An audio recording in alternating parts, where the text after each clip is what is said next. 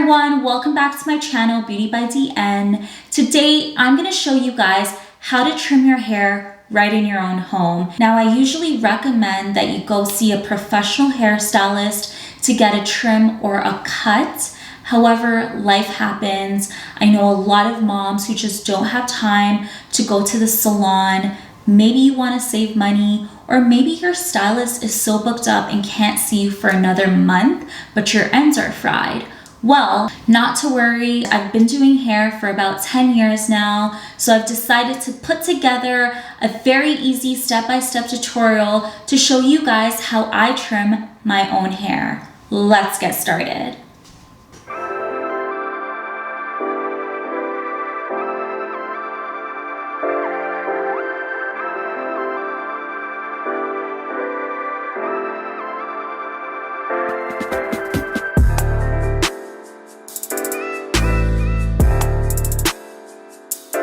So for this DIY trim, you will need a fine-tooth comb, hairstyling shears, and 4 clips to section out the hair. I'm going to start off by brushing the hair with the paddle brush.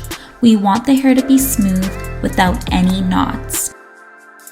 With the comb, we will create a center part. To ensure that the part is centered, take your comb and line it up to the center of your nose.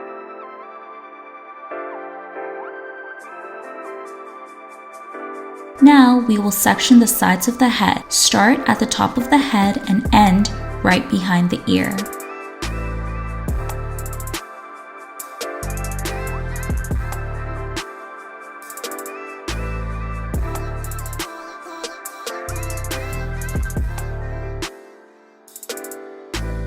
Section out the crown of the head. You can use your comb, however, I'm using my fingers. Clean sections are very important when cutting hair.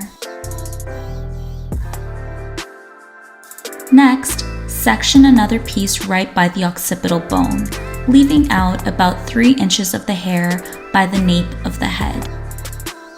Split the hair in half and comb it as straight as possible.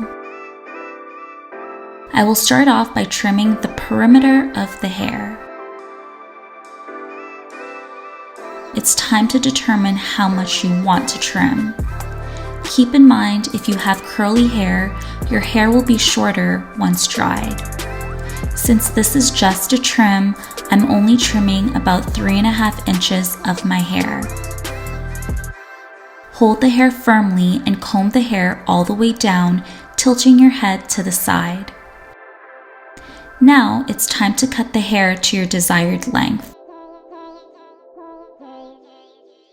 It's important that the sections are not too thick because it will be difficult for the scissors to cut through evenly. If you find that your sections are too thick, go ahead and take smaller sections. Before moving on to the other side, take out a small section of the hair from the previous cut. This piece will be used as a guide. Continue the same method on the other side of the head.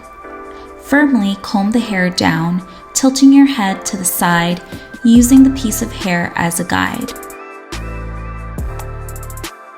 As you can tell, the perimeter of the hair is already looking a lot more healthy. Now it's time to move on to the section by the occipital bone. Split the hair in half and continue the same method on both sides of the head. I find it easier to place my fingers on top of the comb as it allows for a firm grip. As you can see, the previous section is shorter and therefore we will use that as a guide.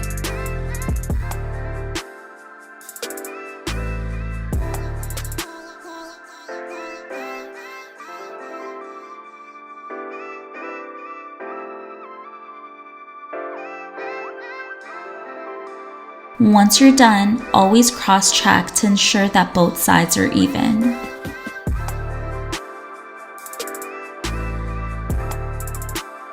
Next, undo the section by the crown of the head and repeat the same method.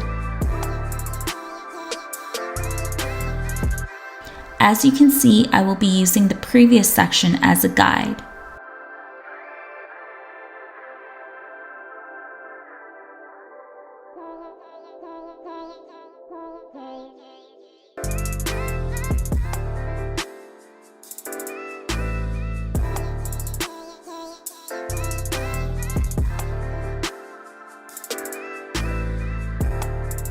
Once the back of the head is complete, it's time to move on to the sides of the head. Tilt your head, comb the hair firmly, and align your hair with the previous section, blending both sides.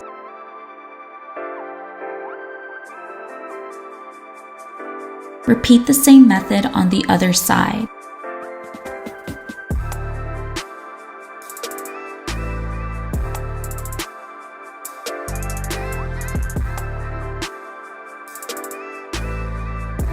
Once you're all done, check the hair to make sure both sides are even and leveled.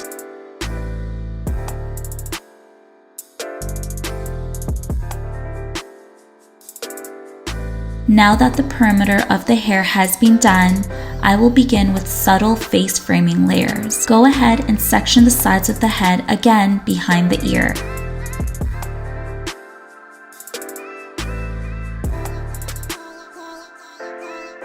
Tie the rest of the hair into a bun so that it is out of your way. Take out about ½ an inch from both sides of the hair. The section should be shaped like a triangle.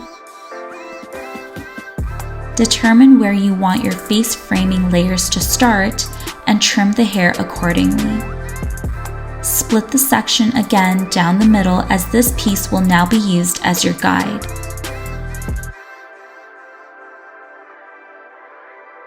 Comb the hair straight down and hold the hair with a firm grip. Take your shears and gently slide cut the hair, getting rid of mostly the dead ends.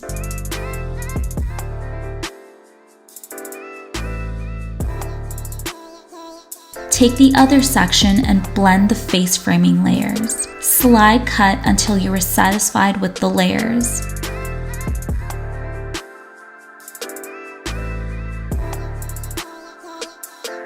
Once you're done, check to see if both sides are even. If you find that one side is still a bit longer, no worries, just go in and trim the layers until you are satisfied. I am all done trimming the hair, and now I will go in and dry the hair. I always prefer to straighten my hair after a trim. It allows me to cross-check my cut. Now that my hair is straightened, I'm able to see if my face framing layers are blended the same, and I'm able to see if the perimeter of the hair needs to be fixed. In this case, my hair is all even and I'm happy with the results. Yay, I'm all done.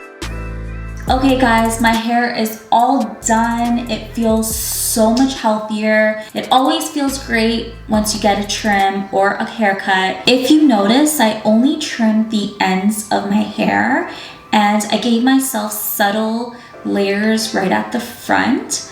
I didn't want to cut layers in the back, and that's because I don't want choppy layers. It looks great when it's blow dried or curled, but once it's all straight, then you really see the choppy lines. So I highly recommend that you not cut layers in the back of your hair. If you want to cut them in the front, that's fine. If you want to trim your length, that's also fine, but try to steer away from layers in the back. Go to the salon for that, okay? If you found this video helpful, please give me a thumbs up. And if you're new to my channel, please don't forget to subscribe and hit the notification bell so that you can get the latest updates on my videos. Thank you guys so much for tuning in. Bye.